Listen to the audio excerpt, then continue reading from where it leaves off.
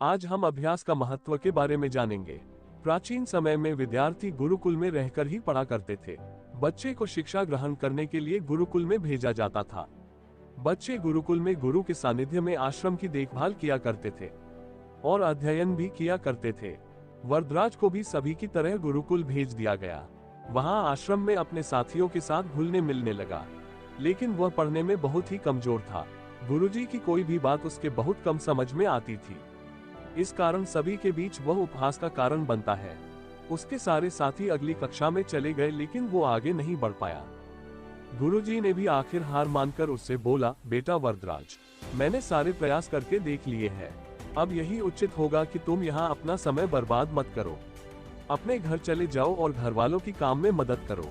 वरदराज ने भी सोचा कि शायद विद्या मेरी किस्मत में नहीं है, और भारी मन से गुरुकुल से घर के लिए निकल गया। दोपहर का समय था।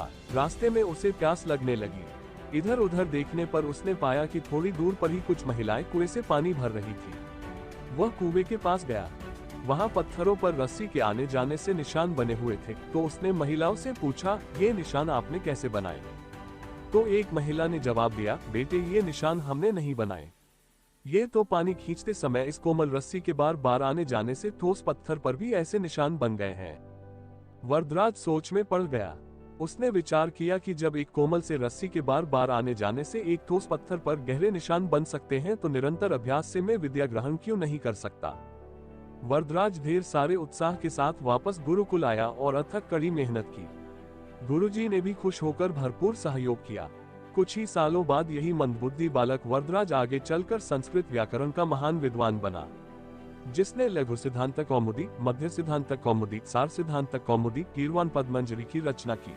इससे हमें सीखने को मिलते हैं कि अभ्यास की शक्ति का तो कहना ही क्या है, यह आपके हर सपने को पूरा करेगी।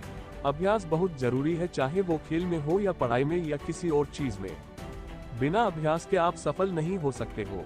अगर आप बिना अभ्यास के केवल किस्मत के भरोसे बैठे रहोगे, तो आखिर में आपको पछतावे के सिवा और कुछ हाथ नहीं लगेगा। इसलिए अभ्यास के साथ धैर्य, परिश्रम और लगन रखकर आप अपनी मंजिल को पाने के लिए जुट जाए।